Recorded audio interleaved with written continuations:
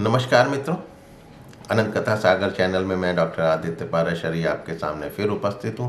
पंचतंत्र की कथाओं को आगे बढ़ाते हुए मित्र संप्राप्ति अध्याय की अगली कथा कि एक शिकारी शिकार की खोज में जंगल की ओर गया।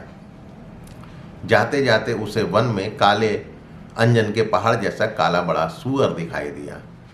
उसे देखकर उसने अपने धनुष की प्रत्यंचा को खींचा और का निशाना लगा दिया। निशाना ठीक स्थान पर लगा।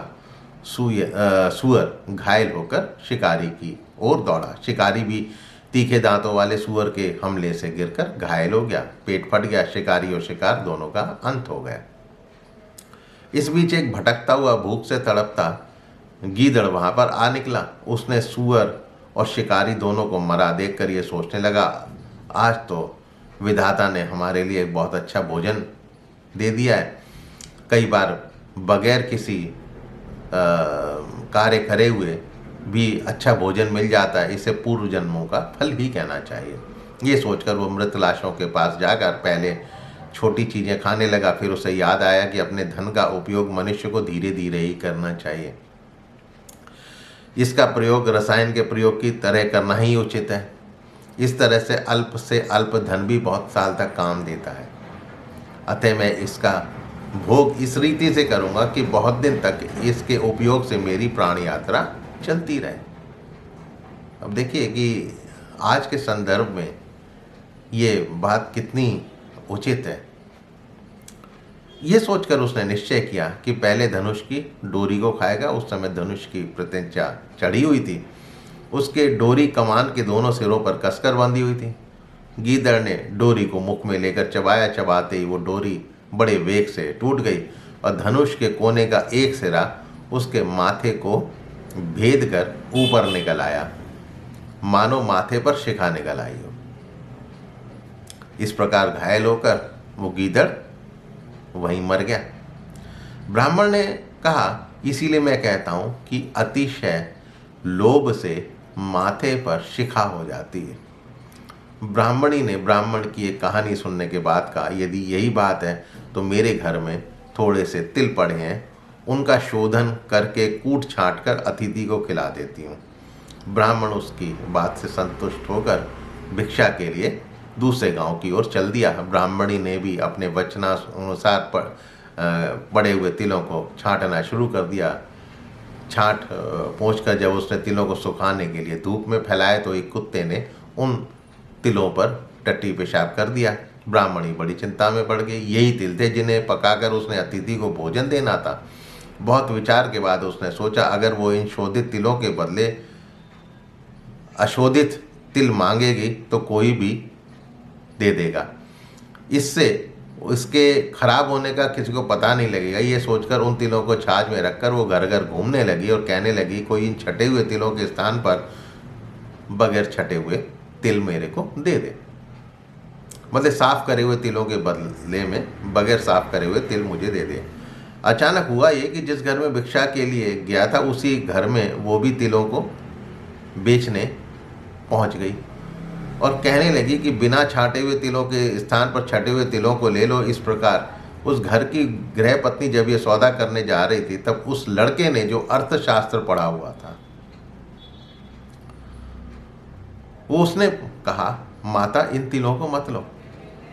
कौन पागल होगा जो बिना छटे हुए तिलों को लेकर छटे हुए तिल दे देगा। ये बात निष्कारण नहीं हो सकती। अवश्य इन छटे हुए तिलों में कोई ना कोई दोष होगा। पुत्र के कहने से माता ने सौदा नहीं किया। ये कहानी सुनाने के बाद वृत्रस्वेक ने तामचूड़ से पूछा, क्या तुम्हें उसके आने जाने का मार्ग मालूम है? यानी चूहा, बात तो चूहे से शुरू हुई थी ना, जो चूहा उसका अन्न खा जाता था। तो तामचूड़ बोलता है, भगवान ये तो मालूम नहीं, वो अकेला नहीं आता, दल बल समेत आता है, उसके साथ ही चला जाता है। तुम्हारे पास कोई फावड़ा है? कहता हाँ है। तो दोनों ने दूसरे दिन फावड़ा लेकर हमारे चूहों के पद चिन्हों का अनुसरण करते हुए मेरे बिल तक आने का निश्चय किया। मैं उनकी बातें सुनकर चिंतित हो गया। मुझे निश्चय हो गया कि वो इस तरह मेरे दुर्ग तक पहुंचकर फावड़े से उसे नष्ट कर देंगे। इसलिए मैंने सोचा कि मैं अपने दुर्ग की ओर ना जाकर किसी अन्य स्थान की ओर चल देता हूँ। इस तरह सीधा रास्ता छोड़कर दूसरे रास्ते से जब मैं दल बदल समेत जा रहा था तो मैंने देखा एक मोटा बिल्ला आ रहा है।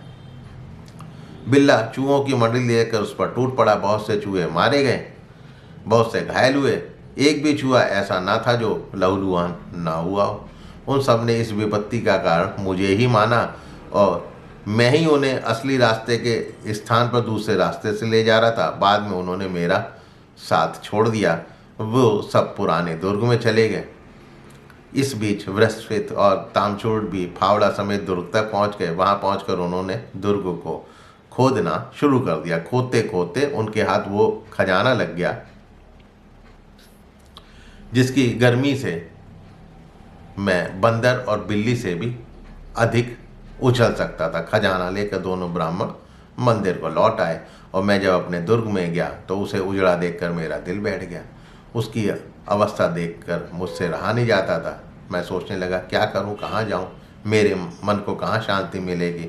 बहुत सोचने के बाद मैं निराशा में डूबा हुआ उसी मंदिर में चला गया जहाँ तामचूड़ रहता था। मेरे पैरों की आहट सुनकर तामचूड़ ने फिर खुंटी पर टंगे भिक्षा पात्र को फटे बांस से पीटना शुरू कर दिया। तो वृषस्वित ने उससे पूछा, मित्र अब भी तू निशंक होकर नहीं सोता, क्या बात है? तामचूड़, भगवान वो चूहा फिर आ गया है, मुझे डर है वो मेरे भिक्षा शेष को फिर कहीं ना खा जाए। तो कहता है, मित्र अब डरने की कोई बात नहीं है। धन के खजाने के साथ उसके उछलने का उत्साह भी नष्ट हो गया। सभी जीवों के साथ ऐसा होता है। धन बल से ही मनुष्य उत्साही होता है, वीर होता है और दूसरों को पराजित करता है। ये सुनकर मैंने पूरे बल से छलांग मारी, किंतु खूंटी पर टंगे पात्र तक ना पहुंच पाया और मुंह के बल जमीन पर गिर पड़ा। मेरे गिरने की आवाज़ सुनकर मेरा शत्रु वृषस्वित ताम्रचूड़ से हंसकर बोला, देख अब इस चूहे को देख, खजाना छिन जाने के बाद ये मामूली चूहा ही रह गया है। इसकी छलांग में अब वो वेग नहीं रहा। धन में बड़ा चमत्कार है। धन से ही सब बली होते हैं, पंडित होते हैं। धन के बिना मनुष्य की अवस्था दंतहीन सांप की तरह हो जाती है। धनाभाव से मेरी भी ये दुर्गति हुई है। मेरे ही नौकर मुझे उल्हाना देने लगे हैं कि ये चूहा हमारे पेट पालने योग्य तो है नहीं, हाँ हमें बिल्ली खिलाने योग्य अवश्य है। ये कहकर उन्होंने मेरा साथ छोड़ दिया। मेरे साथी मेरे शत्रुओं के साथ मिल गए। तो मैंने भी एक दिन सोचा मैं फिर मंदिर में जाकर खजाना पाने का यत्न करूंगा और इस यत्न में मेरी मृत्यु भी हो जाए तो कोई चिंता नहीं है। ये सोचकर मैं फिर मंदिर में गया। मैंने देखा ब्राह्मण खजाने की पेटी को सिर के नीचे लगाकर सो रहे हैं। मैं पेटी में छेद करके जब धन चुराने लगा तो वो जाग गए। लाठी लेकर वो मेरे पीछे दौड़े। एक लाठी मेरे सिर पर लगी। आयु शेष थी इसलिए मृत्यु नहीं हुई, किंतु घायल तो बहुत हो गया। सच तो यह है कि धन जितना भाग्य में लिखा होता है वो मिल ही जाता है। संसार की कोई शक्ति उसे हस्तगत होने में बाधा नहीं डाल सकती। इसलिए अब मुझे कोई शौक नहीं, जो हमारे हिस्से का है वो हमें अवश्य मिलेगा, नहीं है तो नहीं मिलेगा।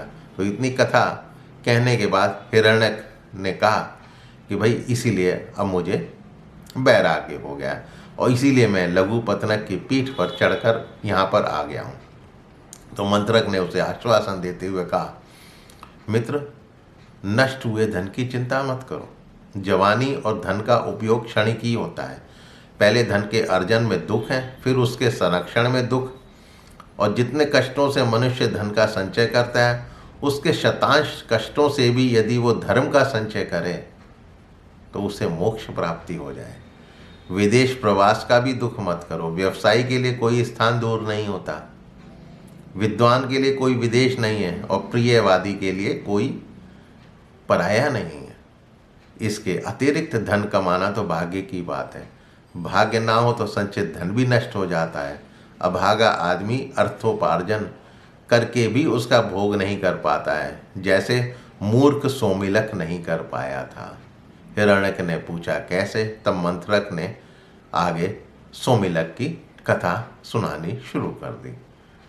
तो ये कथा आपको अगले वीडियो में, उम्मीद करता हूँ ये कहानी आपको अवश्य पसंद आई होगी। यदि पसंद आई हो तो अपनी आगे आने वाली जनरेशन को, पोता पोतियों नाते नतनियों को सुनाइएगा ज़रूर, और मेरे चैनल को सब्सक्राइब करना मत भूलिएगा। नमस्कार।